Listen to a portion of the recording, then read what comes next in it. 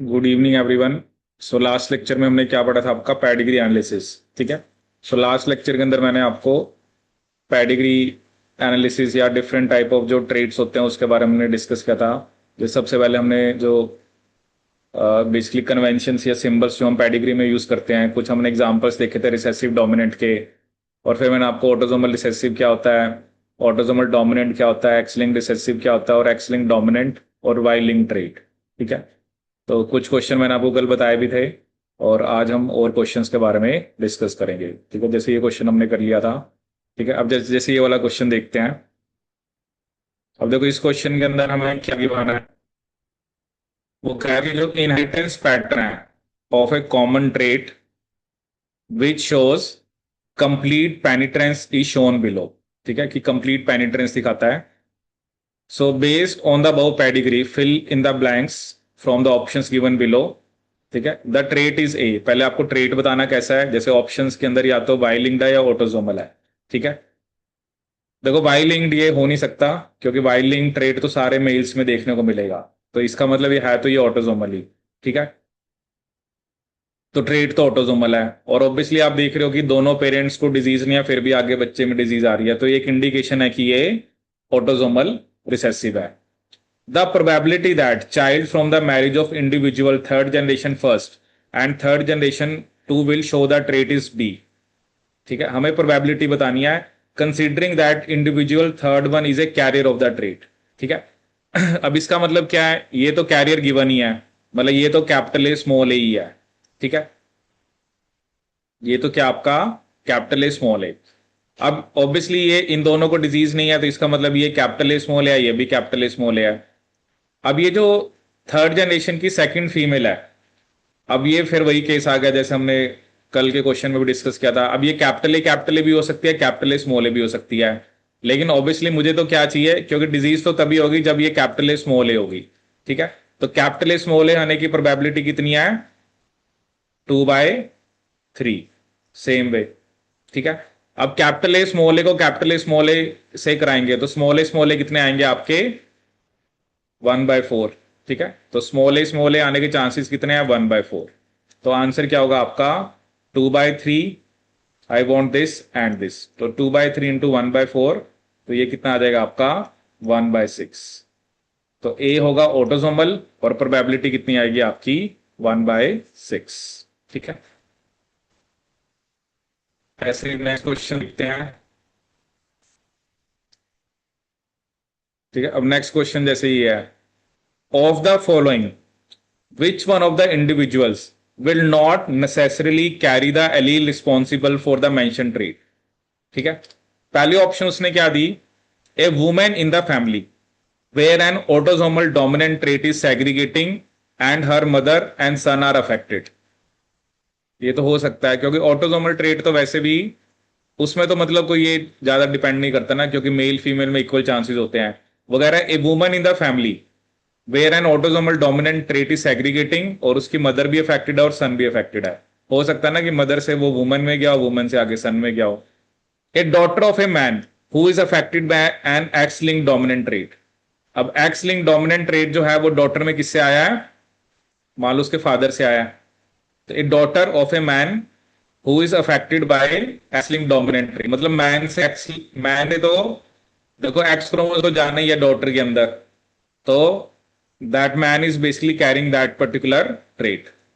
A father of a child who is affected by an autosomal recessive trait, तो ये trait भी father से child में जा सकता है।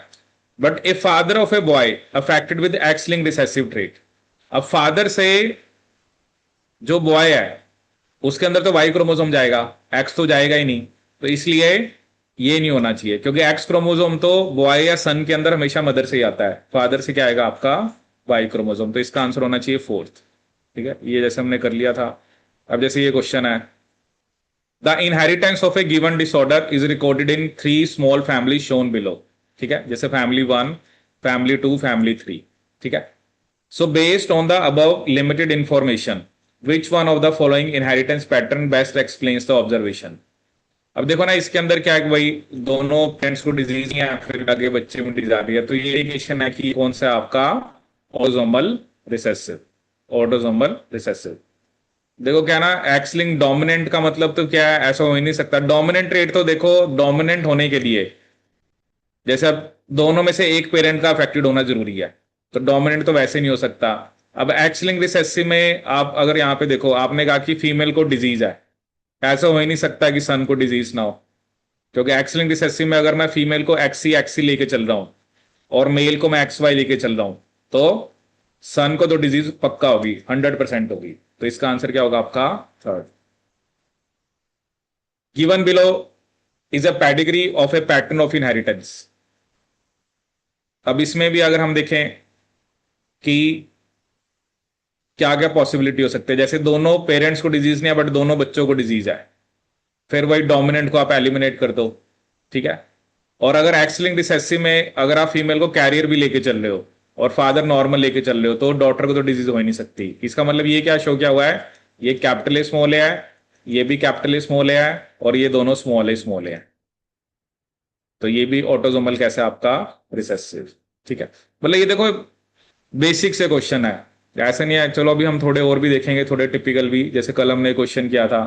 तो इट डिपेंड्स कि अब वही होता है ना, देखो हम क्या मान के चलते हैं, एक्चुअली गलती कहां पर होती है। जैसे आप मान के चलते हो कि हमने कैपिटल स्मॉल ए को कैपिटल स्मॉल ए से क्रॉस कराना है, तो एक तो कैपिटल ए आएगा, दो कैपिटल स्मॉल ए आएंगे, एक स्मॉल ए आएगा, ठीक है। अब वो कह रहा है दोनों स्मॉल ए आ गए, मतलब उनके जो दोनों बच्चे हुए दोनों को डिजीज होगी, ऐसा हो सकता है। वो भी चलो प्रोबेबिलिटी कम थी, प्रोबेबिलिटी हम कहें कि अगर पहले की स्मॉल ए आने के चांसेस 1/4 आए और दूसरा भी स्मॉल ए आ जाए, उसके चांसेस 1/4 है, तो वो तो 1/16 हो गया। बट हो सकता है ना, हमें ये नहीं देखना होता, हम ये ना इमेजिन के चलें कि when you may cross this you will gate 4 genotypes. मतलब आपके पास एक कैपिटल है, दो कैपिटल ए स्मॉल, एक स्मॉल ए। आपको बस ये देखना है कि जो बेसिकली मेरी नॉलेज है या जो मैं जीनोटाइप लेके चल रहा हूं, अगर तो वो जस्टिफाई हो रहा है तो ठीक है, अगर वो जस्टिफाई नहीं हो रहा तो वो नहीं हो सकता, ऐसे डोमिनेंट हो नहीं सकता। अब एक्स लिंक्ड रिसेसिव में आप अगर फीमेल को कैरियर मान भी लो, तो लेकिन आगे फिर डॉटर को डिजीज कैसे होगी, क्योंकि मेल तो नॉर्मल ही है ना। तो इस तरह से हमें बस उसको जस्टिफाई करना होता है। अगर हमें बेसिक नॉलेज है ना कि जो हमने ट्रेड्स पढ़े थे, उसके बाद चाहे आप जितने क्वेश्चन करते जाओ, ठीक है। जैसे ये भी हमने कर लिया था। अब ये क्या होगा, what kind of inheritance is indicative in the pedigree chart shown below। देखो वाई लिंक्ड हो नहीं सकता, वाई लिंक तो सारे सारे मेल्स में देखने को मिलना चाहिए। अगर ये एक्स लिंक डोमिनेंट है, तो एक्स लिंक डोमिनेंट तो देखो ना, मेरे को भी डिजीज फीमेल भी यार बच्चों को उठाई नहीं थी, ऐसा भी नहीं हो सकता। एक्स लिंक रिसेसिव देखें, तो एक्स लिंक रिसेसिव में अगर फीमेल को डिजीज है तो ऐसा हो ही नहीं सकता सन को डिजीज ना हो। तो ये ऑटोजोमल डोमिनेंट है। ऑटोजोमल डोमिनेंट में मतलब ये तो क्या होगा, ये तो स्मॉल ए है और ये कैपिटल स्मॉल ए होगा, तो जिनको भी डिजीज है वो सारे कैपिटल स्मॉल ए हैं और ये स्मॉल ए है। अब इन दोनों को डिजीज नहीं आई तो ये दोनों स्मॉल ए हैं, ये कैपिटल स्मॉल ए है, ये स्मॉल ए है, ये कैपिटल स्मॉल ए है। तो इसका आंसर क्या होगा, ऑटोजोमल डोमिनेंट, ठीक है। ये भी हमने कर लिया था। इसका क्या आंसर होगा, करा ये वाला क्वेश्चन? करो ये वाला क्वेश्चन ट्राई। क्वेश्चन करके आने थे, मैंने कल स्पेशली आपको बोला था, जैसे अब ये वाला ट्राई करो। एक ही क्वेश्चन, 1 2 3 और ये 4, 4 क्वेश्चन करो ट्राई। फिर इन चारों को, ये चार ये भी करो ट्राई, और उसके बाद फिर हम इसको डिस्कस करते हैं, ठीक है। चलिए इस क्वेश्चन को ट्राई करते हैं। देखो इस क्वेश्चन में हमें क्या गिवन है, the pedigree given below follows the inheritance pattern of a late onset, that is after age of 30 years, genetic disease that is 100% penetrant. Affected individuals are indicated by a solid circle जैसे women and solid square male. RFLP, ठीक है। अभी मैं आपको थोड़ा सा बताऊंगा भी सही RFLP क्या होता है। RFLP होता है रिस्ट्रिक्शन फ्रैगमेंट लेंथ पॉलीमॉर्फिज्म, एक तरह जेनेटिक मार्कर हो क्या, RLP, restriction fragment length polymorphism, restriction fragment length polymorphism, restriction fragment length polymorphism.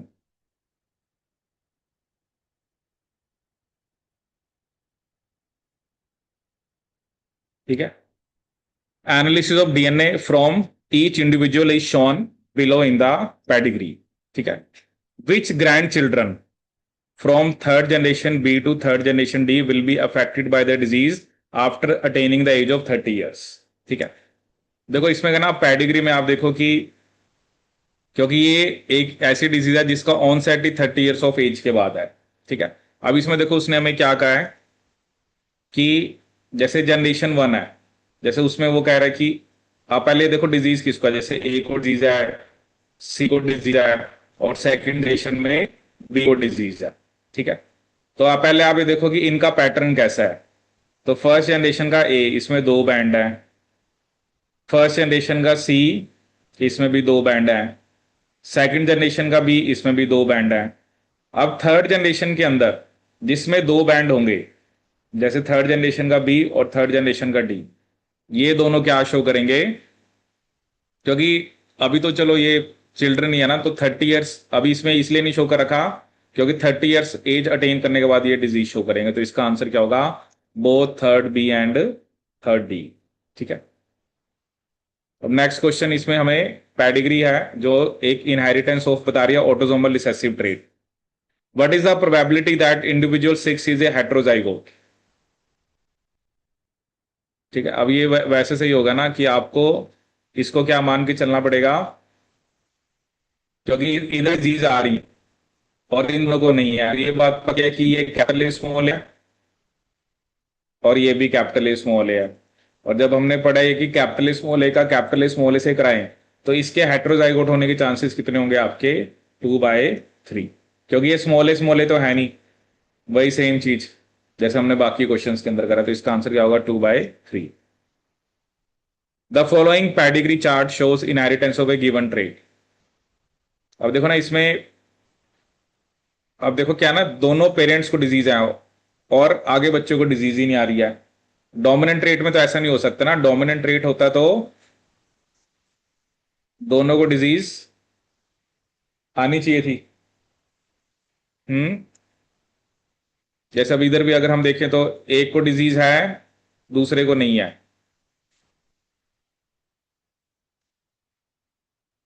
क्या बनना चाहिए ये, देखो सेक्स लिमिटेड का तो मतलब क्या होता है कि मेल या फीमेल से एक को है। ठीक है, बट यहां पर तो मेल फीमेल दोनों है, तो सेक्स लिमिटेड नहीं है। एक्स लिंक डोमिनेंट अगर ट्रेट है, अगर मान लो मेल को डिजीज है तो सारी डॉटर को अफेक्ट होना चाहिए। ठीक है, तो वो भी नहीं हो सकता। अब ऑटोसोमल रिसेसिव या ऑटोसोमल डोमिनेंट,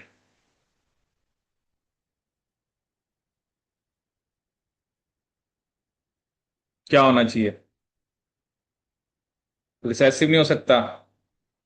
देखो रिसेसिव में क्या है ना, रिसेसिव में अगर आप इन दोनों को डिजीज दिखा रहे हो तो आप दोनों को small a small a small a small ले रहे हो, तो आगे तो फिर सबको डिजीज आनी चाहिए। तो ये डोमिनेंट है कि ये कैपिटल ए स्मॉल ए, ये भी कैपिटल स्मॉल है, ये स्मॉल है स्मॉल है, ये स्मॉल है स्मॉल है, और इसका जब कैपिटल स्मॉल ए से कराएंगे तो कैपिटल स्मॉल है स्मॉल है स्मॉल है। तो ये कैसा ट्रेट है, ऑटोसोमल डोमिनेंट। ठीक है, इसका क्या आंसर आया। अब देखो उसने क्या कहा है, a recessive inherited disease is expressed only in individuals of blood group O. अब उसने एक लाइन लिख दी कि एक डिजीज है जो रिसेसिव इनहेरिटेड डिजीज है, बट वो एक्सप्रेस सिर्फ उन्हीं इंडिविजुअल्स में होती है जिनका ब्लड ग्रुप ओ है, and not expressed in blood groups A B और ए बी। ए बी और ए बी में नहीं होता, वो सिर्फ ओ में होता है। Alleles controlling this the disease and the blood group are independently inherited. कि जो एलील ब्लड ग्रुप को कंट्रोल कर रही है वो अलग क्रोमोसोम के ऊपर है, जो डिजीज को कंट्रोल कर रही है वो अलग क्रोमोसोम के ऊपर है। A normal women with blood group A and her normal husband with blood group B already had one child with the disease। ठीक है। अब इसका मतलब क्या है ना, क्योंकि दोनों नॉर्मल है और ये रिसेसिव है और फिर भी उनके बच्चे को डिजीज है, इसका मतलब एक तो वो कैपिटल ए स्मॉल ए है, ठीक है, इधर भी कैपिटल ए स्मॉल ए। अब ए का ब्लड ग्रुप ए है, इसका मतलब वो आई ए स्मॉल आई लोगे, और दूसरे का ब्लड ग्रुप क्या है, बी, तो आई बी स्मॉल आई, क्योंकि उन्होंने उसने पहले से दे दिया कि उनका ऑलरेडी एक चाइल्ड है जिसको डिजीज है, ठीक है। अब आपको इसमें क्या ना, मतलब हमें जो चाहिए, हमें चाहिए स्मॉल ए और साथ में स्मॉल आई, क्योंकि उसने कहा कि सिर्फ ओ ब्लड ग्रुप वाले को डिजीज होगी, मतलब स्मॉल ए आने से डिजीज नहीं हो जाएगी। अगर आप स्मॉल ए के साथ अगर ब्लड ग्रुप ए है, बी है, ए बी है, उसको डिजीज नहीं होगी। अब आपको पता है कि जब आप कैपिटल ए स्मॉल ए को कैपिटल ए स्मॉल ए से कराते हो तो स्मॉल ए आने के चांसेस 1/4 हैं। आई ए स्मॉल आई को आई बी स्मॉल आई से कराओगे तो स्मॉल आई आने के चांसेस भी 1/4 हैं। तो 1/4 इंटू 1/4 कितना आ गया आपका, 1/16। तो राइट आंसर क्या होगा, 1/16। ठीक है, अब नेक्स्ट क्वेश्चन देखते हैं, इसका क्या आंसर आया। अब उसने क्या लिखा है कि जो रेड ग्रीन कलर ब्लाइंडनेस है, it is inherited as a recessive X linked trait. ये रिसेसिव एक्स लिंक ट्रेट है, वो हमें पता ही है, colour blindness. What will be the probability of having the colour blind son to a women with phenotypically normal parents and colour blind brother. अब देखो, ये जिस वुमेन की बात कर रहा है, कह रहा है उसके पेरेंट्स फिनोटिपिकली नॉर्मल है लेकिन उसका कलर ब्लाइंड ब्रदर है, और उस वुमेन की मैरिज किससे हुई है, नॉर्मल मैन से। तो अगर हम वुमेन के पेरेंट्स की बात करें, इसका मतलब वुमेन के पेरेंट्स में उसकी मदर जो है वो कैरियर होगी और फादर नॉर्मल है, ठीक है। अब देखो यहां पर आपको क्या देखना पड़ेगा कि जो चांसेस हैं, अब जैसे यहां से देखो, जो इनकी डॉटर होगी या तो वो एक्स एक्स भी हो सकती है और एक्स एक्स सी भी हो सकती है, ठीक है ना, दोनों पॉसिबिलिटी हैं। लेकिन आगे डिजीज तभी होगी जब वो एक्स एक्स सी होगी। तो पहले तो हमें जो पेरेंट्स की जो डॉटर है उसके एक्स एक्स सी होने के चांसेस कितने हैं, 1/2, क्योंकि या तो एक्स एक्स होगी एक्स एक्स सी, बट आगे डिजीज तो तभी होगी ना सन के अंदर जब वो एक्स एक्स सी होगी। तो यहां पर एक्स एक्स सी होने के चांसेस 1/2 हैं। अब जब हम इस वुमेन की नॉर्मल मैन से मैरिज कराएंगे तो क्या पॉसिबिलिटी बनेगी, एक्स एक्स सी एक्स वाई, तो एक्स एक्स, एक्स एक्स सी, एक्स वाई और एक्स सी वाई। अब देखो यहां पर मतलब ऑब्वियसली अगर आप देखो तो उस वुमेन की डॉटर भी हो सकती है, सन भी हो सकता है। तो उसने कहा कि probability of having the colour blind son, अब कलर ब्लाइंड भी होना चाहिए और सन भी होना चाहिए, तो उसके चांसेस कितने आए, 1/4। उसके चांसेस कितने हैं, 1/4, क्योंकि चार पॉसिबिलिटी है ना। तो इसके चांसेस हैं 1/4 कि कलर ब्लाइंड सन हो। तो 1/2 को अगर, तो हमें I want this and this, तो 1/2 को मुझे 1/4 से मल्टीप्लाई करना पड़ेगा, तो ये 1/8 आएगा।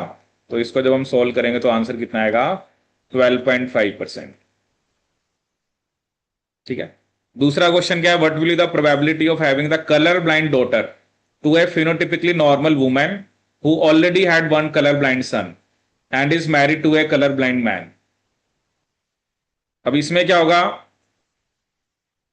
प्रोबेबिलिटी देखनी है कि कलर ब्लाइंड डॉटर होने की प्रोबेबिलिटी क्या है, phenotypically normal women who already had one colour blind son, इसका मतलब वुमेन तो एक्स एक्स ही है, और इसकी मैरिज किससे कराई जा रही है, कलर ब्लाइंड मैन से।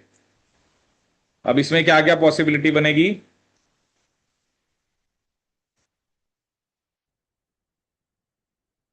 एक्स एक्स सी एक्स सी वाई, तो क्या बनेगा, एक्स एक्स सी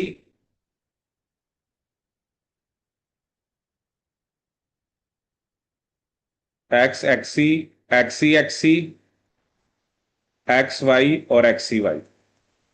तो क्या प्रोबेबिलिटी बनी कि जो डॉटर है उसको डिजीज होगी, तो ऑब्वियसली ये कितना आएगा आपका, 1/4, ठीक है ना। तो दैट विल बी 25%,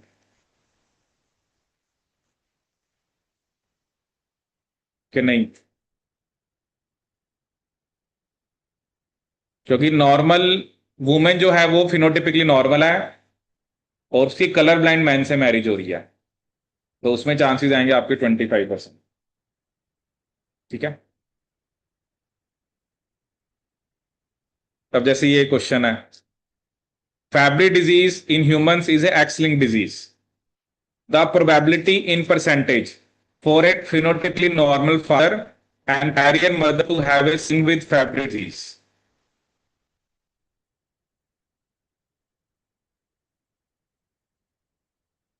क्या आंसर आएगा? तेरा फैब्री डिजीज जो है वो एक एक्स लिंक्ड डिजीज है।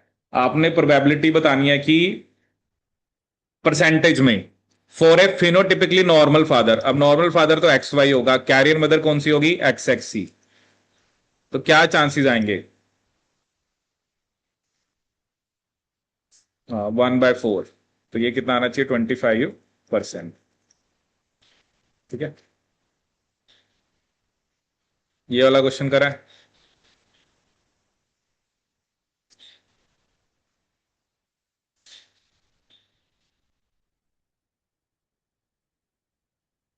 क्वेश्चन क्या दिया है? Recessive mutations in the human dysferlin gene lead to limb girdle type 2 muscular dystrophy.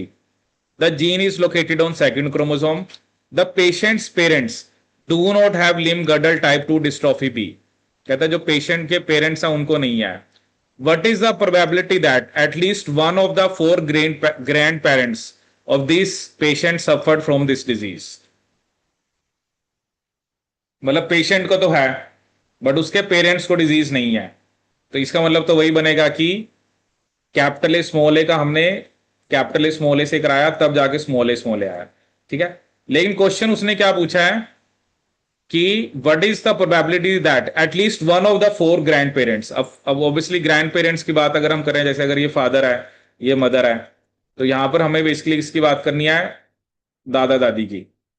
वो जो बच्चा है उसके दादा दादी और नाना नानी. वो कह रहा है कि ये जो चारों हैं मतलब ये उसके ग्रैंड पेरेंट्स है.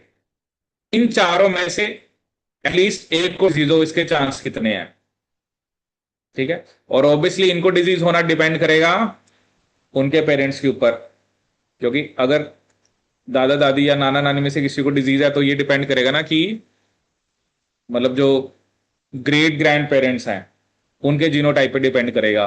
अब इसमें देखो हमें एक चीज मान के चलनी पड़ेगी कि जैसे नॉर्मली मान के चलें कि जो इनके भी पेरेंट्स हैं वो कैपिटल ए स्मॉल ए हैं. ठीक है. तो हमें ये मान के चलना पड़ेगा कि जो ग्रैंड पेरेंट्स हैं उनको डिजीज होने के जो चांसेस हैं वो 1/4 हैं. कितने चांसेस हैं? 1/4. और डिजीज नहीं होने के चांसेस कितने होंगे फिर? 3/4. डिजीज नहीं होने के चांसेस कितने होंगे? 3/4. मतलब ये तो अब इनके पेरेंट्स के बारे में तो हमें नहीं बता रखा ना, क्योंकि इनको डिजीज है या नहीं है जो दादा दादी या नाना नानी को, वो तो उनके पेरेंट्स पे डिपेंड करेगा. तो हम मान के चलें कि जो इनके पेरेंट्स हैं वो कैपिटल स्मॉल ए है और कैपिटल स्मॉल ए दोनों. ठीक है. अब डिजीज होने के चांसेस कितने हैं? 1/4.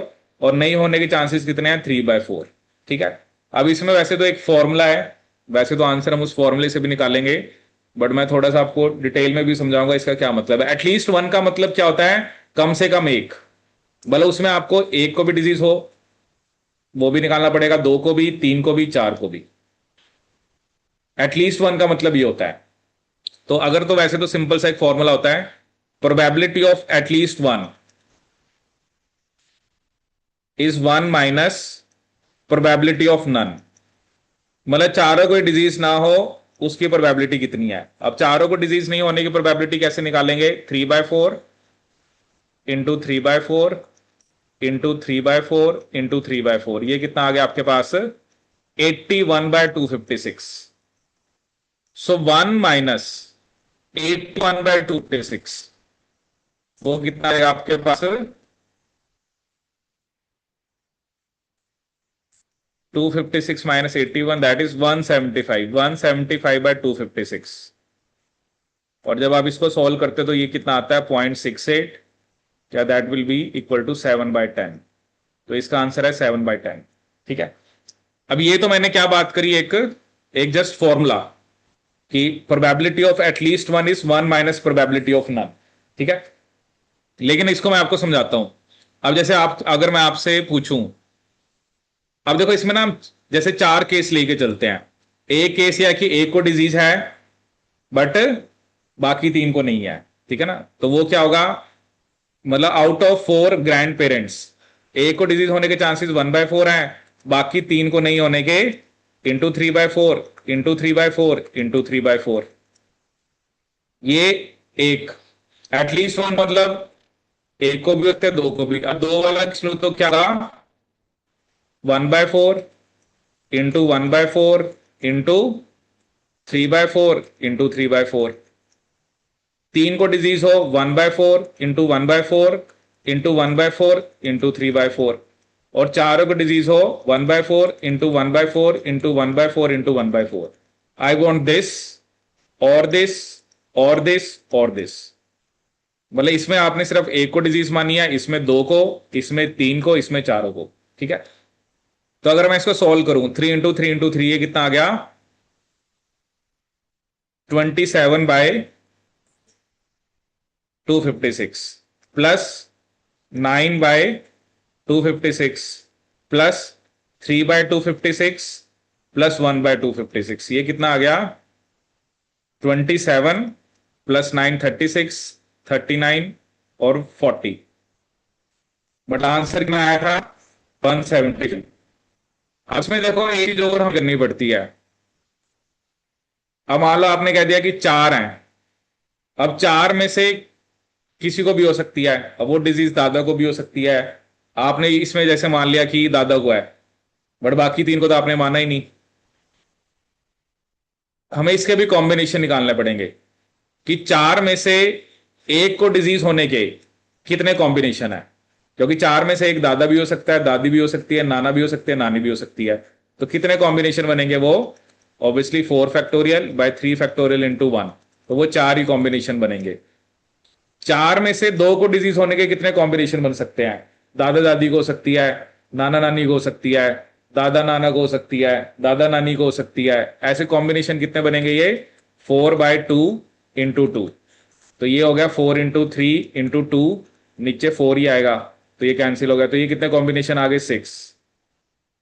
चार में से तीन को डीजो, इसके कॉम्बिनेशन कितने बने, तीन कोई भी, वो दादा दादी नाना भी हो सकता है, वो दादा दादी नानी भी हो सकती है, वो नाना नानी दादा भी हो सकता है, ऐसे कॉम्बिनेशन। तो 4C3, 4 फैक्टोरियल/3 फैक्टोरियल इंटू 1 फैक्टोरियल, ये भी कितना आ जाएगा, 4। अब 27 इंटू 4 कितना होगा, 108। क्योंकि ये एक वाला, इसको चार से मल्टीप्लाई करना है। 9 इंटू 6 कितना होगा, 54। 3 इंटू 4 कितना होगा, 12। और ये तो एक ही कॉम्बिनेशन बनेगा कि चारों में से चारों को है, +1। आप इसको ऐड कर दो, ये 175 ही आएगा। मतलब ये तो अब देखो ना, एक लॉन्ग वे है उसको करने का। अदरवाइज सिंपली आपके पास ये फॉर्मूला है, probability of at least one is one minus probability of none. At least one का मतलब आपको क्लियर होना चाहिए। एटलीस्ट वन का मतलब एक को, एक होता है ना एग्जैक्टली वन। एग्जैक्टली वन मतलब सिर्फ एक ही होनी चाहिए। एटलीस्ट वन मतलब है एक को भी हो सकती है, दो को भी हो सकती है, तीन को भी हो सकती है, चार को भी हो सकती है, ठीक है। अब इसमें थोड़ा सा यही था, ये जब क्वेश्चन आया था तो, कि एक्चुअली ये जो उन्होंने ये नहीं बता रखा था कि जो ग्रैंड पेरेंट है उसको डिजीज होने के चांसेस कितने हैं। That was something which was lacking in this question. क्योंकि उसने तो हमें कह दिया ना कि जो पेशेंट है उसके पेरेंट्स को, they do not have this disease, the patients parent do not have this disease. तो उनका तो पता लग गया, बट इनका तो नहीं हमें पता था ना। अगर वो ऐसा दे देता कि जो ग्रैंड पेरेंट्स हैं उसको डिजीज होने के चांसेस 1/4 हैं, वो हमें खुद कंसीडर करना पड़ा। वो हम यही मान के चले कि ये जो ग्रैंड पेरेंट्स हैं इनके जो पेरेंट्स थे वो भी कैपिटल स्मॉल ए थे, कैपिटल स्मॉल ए इंटू कैपिटल स्मॉल ए, ठीक है। तो ये थोड़ा सा यू कैन से कि थोड़ा लेंथी या थोड़ा सा ट्रिकी क्वेश्चन था, ठीक है। इसका क्या आंसर होगा बताओ।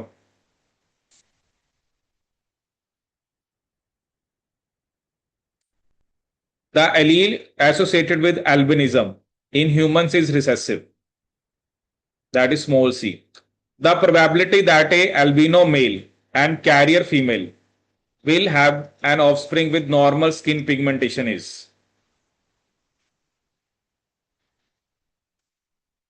किसका क्रॉस है? कैपिटल सी स्मॉल सी का स्मॉल सी से। तो कैपिटल सी स्मॉल सी आने के कितने चांसेस हैं? और यार इसको भी सॉल्व कर रहा है, देख लें। कैपिटल सी स्मॉल सी को स्मॉल सी से कराएंगे तो कैपिटल सी स्मॉल सी कितने आएंगे? बोला 2 आउट ऑफ 4, तो सिंपली क्या आएगा यहां पर? 0.5। ये चलो हमने कर लिया था।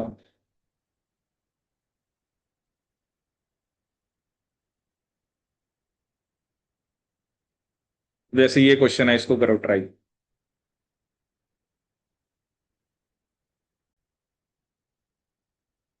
ठीक है, देखिए इस क्वेश्चन में अब हमें क्या गिवन है। The pedigree in panel 1 represents the inheritance pattern of a given trait. The trait is not 100% penetrant. मतलब ऐसे नहीं है ना कि अगर वो जीनोटाइप होगा तो सभी के अंदर वो डिजीज देखने को मिलेगी। ठीक है।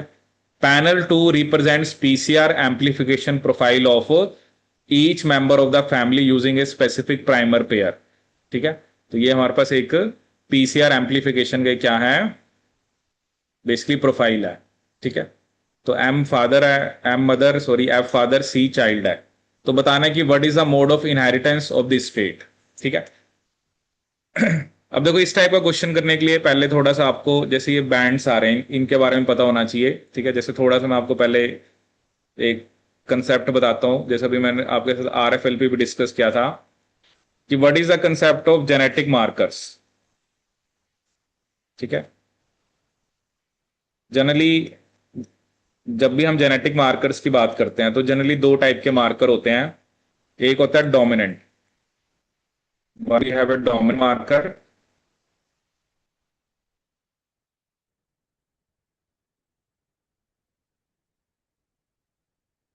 Dominant marker and one we have that is a codominant marker. ठीक है, डोमिनेंट मार्कर में जैसे मैं आपको एग्जांपल दूं, जैसे एक एग्जांपल होता है आपका RAPD, random amplification of polymorphic DNA, random amplification of polymorphic DNA.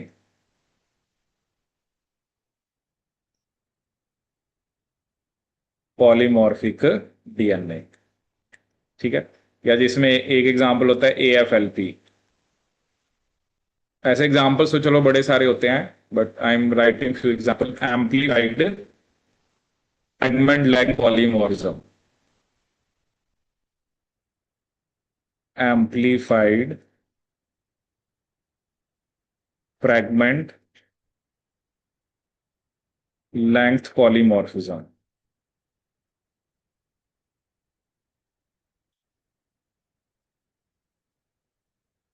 Amplified fragment length polymorphism. ठीक है, ऐसे अगर हम कोडोमिनेंट की बात करें तो जैसे इसके अंदर होता है आपका RFLP, restriction fragment length polymorphism, restriction fragment length polymorphism.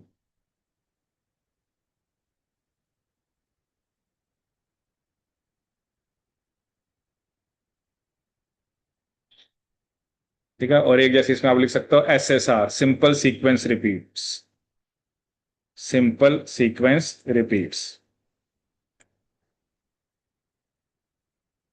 Simple sequence repeats.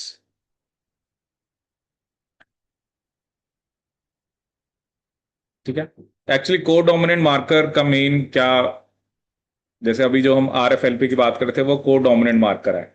Actually कोडोमिनेंट marker का मेन क्या होता है, इससे ना आप एलिलिक वेरिएशन को स्टडी कर सकते हो। किसको स्टडी कर सकते हो?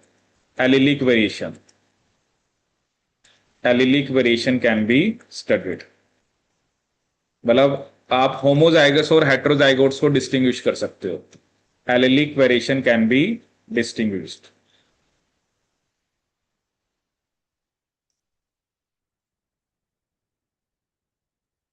ठीक है, अब देखो इसको समझते हैं एक्चुअली होता क्या है।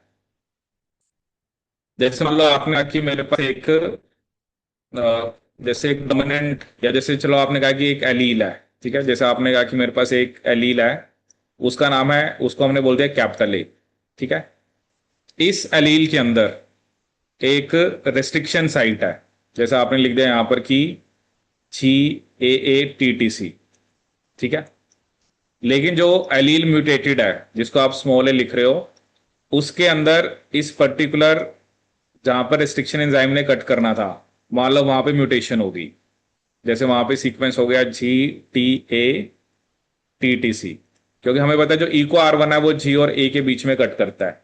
ठीक है, अब इधर because of mutation, because of change, now this particular restriction site is abolished. अब यहां पे जो रेस्ट्रिक्शन एंजाइम है वो कट नहीं कर पाएगा। ठीक है, अब देखो जो कैपिटल ए है, अगर वो यहां पे कट करेगा तो you will get two fragments. ठीक है, जैसे ये दो फ्रेगमेंट आ गए। ठीक है, बट क्योंकि म्यूटेटेड एलील म्यूटेशन वहीं पे हुई है जहां पर रिस्ट्रिक्शन साइट थी, तो उसकी वजह से क्या होगा आपका, देयर विल बी नो, मतलब रिस्ट्रिक्शन साइट में चेंज होने की वजह से यहां पर आपका रिस्ट्रिक्शन एंजाइम कट नहीं कर पाएगा। ठीक है, इसका मतलब क्या कि जो कैपिटल ए है वो आपको दो बैंड दे रहा है, स्मॉल ए सिर्फ एक ही बैंड देगा। ठीक है, जैसे अगर इसको हम ऐसे जेल फॉर्म में देखें, क्योंकि एग्रोजेल इलेक्ट्रोफोरेसिस हम करते हैं, जैसे हमारे पास तीन जीनोटाइप होंगे, capital A capital A, capital A small a small a small a. अब कैपिटल ए में दो बैंड आएंगे। ठीक है, जैसे एक बैंड ये आ गया, एक बैंड ये आ गया। जो बड़े साइज का है वो कम मूव करता है, छोटे साइज का ज्यादा करता है। ठीक है, कैपिटल ए स्मॉल ए के अंदर, अब स्मॉल ए के इसमें सिर्फ एक ही बैंड आएगा, क्योंकि वो सबसे बड़े साइज का है तो वो सबसे कम मूव करेगा। कैपिटल ए स्मॉल ए में आपके पास कितने बैंड आएंगे? तीन। तो हम होमोजाइगोट और हेट्रोजाइगोट को क्या कर पा रहे हैं? डिस्टिंग्विश। ठीक, लेकिन जो डोमिनेंट मार्कर होता है उसमें क्या है, उसमें आपको नहीं पता लगेगा, क्योंकि उसमें जैसे आपने बनाया, उसमें फॉर एग्जांपल आपने बनाया कि कैपिटल ए कैपिटल ए। ठीक है, capital A small a small a small a, उसे मान लो स्मॉल ए का कोई बैंड ही नहीं है। ठीक है, स्मॉल ए का बैंड ही नहीं है। उसमें मान लो आपने कह दिया कि कैपिटल ए के जैसे दो बैंड आए, कैपिटल ए स्मॉल ए के भी वही दो आए, क्योंकि स्मॉल ए का बैंड ही नहीं है। तो इसमें क्या होगा, आपको पता ही नहीं लग पाएगा कि होमोजाइगस हेट्रोजाइगस कौन सा है। ये डोमिनेंट मार्कर होते हैं। बट मेन हम जो अभी डिस्कस कर रहे हैं हम को डोमिनेंट की, क्योंकि इसमें आपको पता लग रहा है कि ये होमोजाइगस है, ये हेट्रोजाइगस है। ठीक है, ये होमोजाइगस है और ये क्या आपका हेट्रोजाइगस है। ठीक है,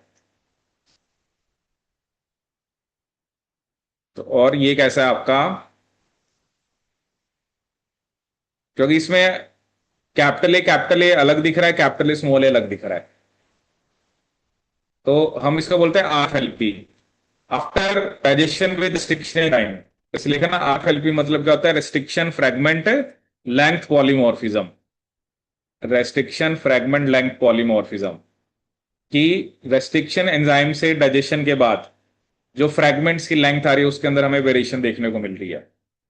ठीक है ना, क्योंकि ऑब्वियसली ये अगर कैपिटल ए है तो you are getting two band, अब स्मॉल है तो you are getting only one band. ठीक है, अब देखो उल्टा भी हो सकता है। उल्टा का क्या मतलब है? क्या पता कि जो कैपिटल ए था, जो नॉर्मल एलील थी, आपने जैसे नॉर्मल एलील बनाई, अब नॉर्मल एलील के अंदर मान लो ये सीक्वेंस था GTATTC, क्या पता इसमें म्यूटेशन हुई तब जाके रेस्ट्रिक्शन साइट हुई। मतलब दोनों पॉसिबिलिटी होती हैं। कई बार क्या होगा कि म्यूटेशन होने की वजह से आपकी जो रिस्ट्रिक्शन साइट है वो खत्म हो गई। कई बार क्या हो सकता है कि क्या पता म्यूटेशन की वजह से वहां पर रिस्ट्रिक्शन साइट इंट्रोड्यूस होगी। है ना, जैसे हम ये कह रहे तो जैसे नॉर्मल सीक्वेंस था, बट इसमें म्यूटेशन हुई तब जाके रिस्ट्रिक्शन साइट है, फिर उसमें उल्टा हो जाएगा। फिर उसमें कैपिटल ए आपको एक ही बैंड दे रहा है, स्मॉल ए दो बैंड दे रहा है। बट बात तो वही होगी ना, इसमें आप कैपिटल ए का एक बना दो, स्मॉल ए के दो बना दो, फिर कैपिटल स्मॉल ए के तो तीन आएंगे फिर भी। तो ये जनरली ये बस हम ये मान के चलते हैं कि नॉर्मल एलील के अंदर रेस्ट्रिक्शन साइट है, बट म्यूटेशन होने के बाद उसमें रिस्ट्रिक्शन साइट एबॉलिश होगी। ठीक है, अब देखो देखो जो हम क्वेश्चन कर रहे थे, जैसे अब ये क्वेश्चन है, अब इसके अंदर क्या ना, इसके अंदर आप देखो कि पहले वो देखो जिसको डिजीज है उसमें कितने बैंड आ रखे हैं। जैसे डिजीज इधर मदर को है, इसमें तीन बैंड है, इधर इधर फादर को है और चाइल्ड को भी है, इधर भी तीन तीन बैंड है। ठीक है, इधर चार के तीन बैंड है। ठीक है, और जल्दी जिसको डिजीज नहीं है, जैसे ये दो बैंड है, इधर दो बैंड है, इधर भी आपके दो हैं, बट जो मदर है फैमिली थ्री के अंदर, उसके अंदर थ्री वाला बैंड है, उसके अंदर थ्री वाला बैंड है। जैसे जिसको डिजीज है, देखो टू और पॉइंट फाइव वाले तो सभी में कॉमन है, मतलब जिसको डिजीज नहीं है उसमें टू और पॉइंट फाइव वाला तो बैंड है ना, टू और पॉइंट फाइव तो सारों के अंदर ही है। बट थ्री वाला बैंड जिस जिस में है, जैसे इधर मदर में है तो इसको डिजीज है, इधर फादर में है इसको डिजीज है, इधर चिल्ड्रन में है इसको डिजीज है। अब इधर मदर में है बट वो शो नहीं कर रखा, क्योंकि वही लिखा ना, द ट्रेट इज नॉट 100% पेनिट्रेंट, मतलब मदर को भी होनी चाहिए डिजीज वैसे, बट शो नहीं कर रखी, बट चाइल्ड को है। अब इसका क्या मतलब है ना कि एक बात आपको ना इंडिकेशन हो जानी चाहिए कि अगर तीन बैंड आ रहे हैं तो क्या बता वो हेट्रोजाइगस है। कैसा है आपका हेट्रोजाइगस। ठीक है, अब इसका मतलब क्या है ना, ये कैपिटल ए स्मॉल ए होना चाहिए, ये क्या होना चाहिए कैपिटल ए स्मॉल ए। अब इसका क्या मतलब है, इसमें बैंड से आए हैं, अब ये कैपिटल ए स्मॉल ए है तो ऑब्वियसली ये स्मॉल ए होगा। अब स्मॉल ए में दो बैंड है। ठीक है, जैसे अब मान लो एक थ्री थ्री थ्री के बी साइज है, जैसे आपने बनाया कि ये थ्री के बी है, और स्मॉल ए में बैंड आ रहे हैं एक टू के बी का एक और एक पॉइंट फाइव का। अब इसमें या तो ये हो सकता है कि बेसिकली यहाँ पे वो दो जगह कट कर रहा है, जैसे टू है, ये पॉइंट फाइव और ये पॉइंट फाइव, क्योंकि अलील तो हम यही मान के चलेंगे ना कि सेम है, क्योंकि उसका साइज तो सेम मान के चलेंगे, क्योंकि पॉइंट फाइव वाले दो बैंड दो आपके पास फ्रेगमेंट आ रहे हैं बट बैंड में तो एक ही दिखेगा। अब इसमें हुआ क्या है कि जो स्मॉल ए है, मतलब वो आपकी क्या है, मान लो नॉर्मल एलील है जिसमें रिस्ट्रिक्शन एंजाइम कट कर रहा है, लेकिन जब उसमें म्यूटेशन होगी तो मान लो वो कैपिटल ए बन गया, और उसमें जो रिस्ट्रिक्शन साइट थी वो क्या होगी, एबॉली होगी। ठीक है, मतलब देखो आपको एक चीज इंडिकेशन ये होनी चाहिए कि अगर तीन बैंड आ रहे हैं ना तो जनरली वो हेट्रोजाइगोट बता रहा है, और हेट्रोजाइगोट के हिसाब से अब कैपिटल स्मॉल ए को स्मॉल ए से कराऊं और ये स्मॉल ए आ रहा है, इसका मतलब ये ऑटोसोमल डोमिनेंट रेट है। जैसे अब आपने तो ये देखा होगा ना कि दोनों को है नहीं, इधर बच्चे में डिजीज है, आपने इसको रिसेसिव लिख दिया, बट नहीं, ये ऑटोसोमल डोमिनेंट ट्रेट हमें बता रहा है कि स्मॉल ए जो है मान लो वो दो बैंड दे रहा है बट उसमें म्यूटेशन हुई, उसमें म्यूटेशन होने की वजह से आपकी जो रिस्ट्रिक्शन साइट्स हैं वो एबॉलिश होगी। ठीक है, वो क्या होगी आपकी एबॉलिश होगी, और उसकी वजह से आपको थ्री केबी का बैंड आ रहा है, तो जिसमें थ्री थ्री केबी का बैंड आ रहा है उसको डिजीज है। या तो आपको ये भी इंडिकेशन हो जानी चाहिए, क्योंकि उसने ना ये भी लिखा ना 100% पेनिट्रेंट, देखो जिसको भी डिजीज है उसमें थ्री केबी वाला बैंड है, इसको दिखा नहीं रखी। क्यों नहीं दिखा रखी, क्योंकि वो 100% पेनिट्रेंट नहीं है। तो ये कैसा ट्रेट होना चाहिए आपका, ऑटोसोमल डोमिनेंट।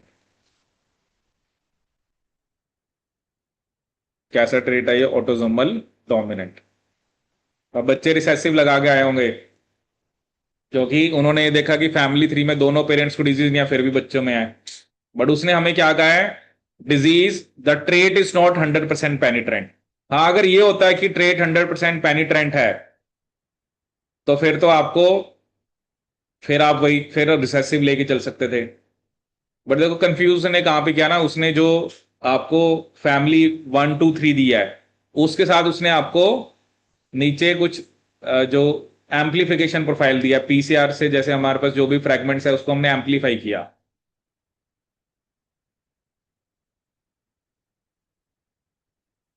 कि नहीं। मतलब एक चीज हमें यहां समझ आ रही है, अगर थ्री बैंड्स है ना तो आप उसको हेट्रोजाइगोटी मान के चलो। ठीक है, जिसमें से एक बैंड में भी एक एलील की वजह से आ रहा है, जो बाकी दो बैंड है वो दूसरी एलील की वजह से आ रहे हैं। अब ये काफी बच्चों ने गलत किया था, क्योंकि भाई जैसे आपने रिसेसिव बोला तो उन्होंने भी रिसेसिव सोचा। बट उसके लिए थोड़ा सा ना आपको जो जेनेटिक मार्कर्स का पता होना चाहिए, जैसे RFLP क्या होता है, और जनरली ये बैंड आ कैसे रहे हैं। ठीक है, जैसे अब देखो ना, स्मॉल ए अगर आप इसको, जैसे इसमें दो बैंड आ रहे हैं, ठीक है, लेकिन कैपिटल ए स्मॉल ए में तीन आ रहे हैं। देखो अब ऐसा भी नहीं हो सकता ना, अगर आप इसको कैपिटल ए स्मॉल ए मान लो, इसको स्मॉल ए मान लो, अब स्मॉल ए के तो आप तीन बैंड नहीं दिखाओगे ना। जैसे मान लो मैंने आपको सिंपल सा एग्जांपल ये दिया, जिसमें आपने दिखाया कि होमोजाइगस का इधर दो है, इधर होमोजाइगस का एक है, हेटेरोजाइगस के तीन है। बट उधर उल्टा हुआ है, उधर क्या है कि जो नॉर्मल एलील थी, जो उसको आपने, अब उसमें उल्टा कर दिया, जैसे नॉर्मल एलील के अंदर रिस्ट्रिक्शन साइड थी, बट क्योंकि ये डोमिनेंट है, तो जो पहले एलील है हम उसको स्मॉल ए कह रहे हैं। देखो क्या होता है ना, जो आप डिजीज पढ़ते हो, डिजीज में आप क्या बोलते हो, अगर कोई रिसेसिव ट्रेट है उसमें आप क्या बोलते हो कि स्मॉल ए को डिजीज होगी। ठीक है, लेकिन डोमिनेंट में उल्टा हो जाता है, उसमें कैपिटल ए और कैपिटल ए स्मॉल ए को डिजीज होती है, उसमें स्मॉल ए को नहीं होती है। इसका मतलब जिसमें डोमिनेंट डिजीज आई है, तो उसमें नॉर्मल एलील स्मॉल ए है, क्योंकि स्मॉल ए को डिजीज नहीं होती है। लेकिन उसके अंदर कैपिटल ए आया, कि जो म्यूटेशन होने के बाद जो एलील बनी है वो डोमिनेंट बनी है। रिसेसिव में आप क्या बोलते हो, कैपिटल ए को डिजीज नहीं होती है, कैपिटल ए स्मॉल ए को नहीं होती है। तो इसमें जिसको डिजीज हुई है, तो इसका मतलब कैपिटल ए में म्यूटेशन होने से स्मॉल ए बना है। तो रिसेसिव में अलग चलता है, डोमिनेंट में अलग चलता है। ठीक है, तो इसका आंसर क्या होगा, ऑटोसोमल डोमिनेंट। आया कि नहीं आया समझ में? देखो ये थोड़ा सा ना मतलब देखो उसने आपको, अब बच्चा यही सोचता है ना, कि उसको ऐसा लगता है कि हमने रिसेसिव के बारे में पढ़ा हुआ है, दोनों पेरेंट्स को डिजीज नहीं है, फिर भी बच्चे में आ गई, तो they will go for the, वो कौन सी ऑप्शन के लिए जाएंगे, आपको उनको लगेगा रिसेसिव ही है, क्योंकि वो फिर बाकी उन्होंने सब कुछ ध्यान से नहीं देखा ना, आपको बाकी सब कुछ भी ध्यान से देखना पड़ेगा। And one thing which is common, कि जिसमें भी 3 KB वाला बैंड है, मतलब आउट ऑफ टोटल यहाँ पे जैसे 9 है, 9 में से उन्होंने 4 को डिजीज नहीं दिखा रखी है। ठीक है ना, मतलब 5 को नहीं दिखा रखी है, और 4 को दिखा रखी है, but something which is common. देखो ना, जिसमें 2 और 0.5 है उसको तो डिजीज है ही नहीं, इसका मतलब डिजीज तो 3 वाले की वजह से है। आपने दिखाया कि इसको डिजीज है नहीं, इसको है, तो जिस इसमें 3 वाला है, तो 3 वाले के हिसाब से मदर को भी डिजीज होनी चाहिए थी, बट क्योंकि वो 100% पेनिट्रेंट नहीं है, इस वजह से हमें मदर के अंदर डिजीज नहीं देखने को मिली। और उसने पता 2 KB वाला मैंने भी नहीं दिखाया उसकी तरफ। अब पता नहीं ना उनका अब क्या उन्होंने प्रोफाइल शो करा है, but the main thing is that कि फैमिली 3 में जो मदर है उसको डिजीज होनी चाहिए थी, बट उसको नहीं है, क्योंकि डिजीज 100% पेनिट्रेंट आपकी नहीं है।